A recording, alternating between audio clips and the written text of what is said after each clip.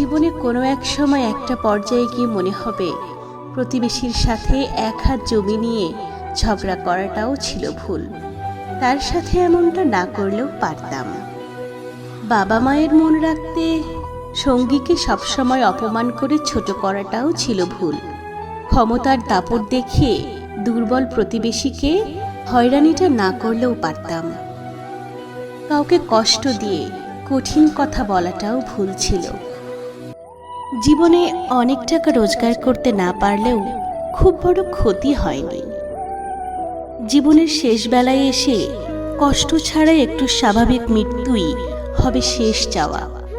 জীবনের সমস্ত ভুল আপনি একদিন না একদিন বুঝতে পারবেনই, কিন্তু আফসোস পেছনে ফেরত গিয়ে ভুলগুলো আর কখনোই শুধরানো সম্ভব হবে না।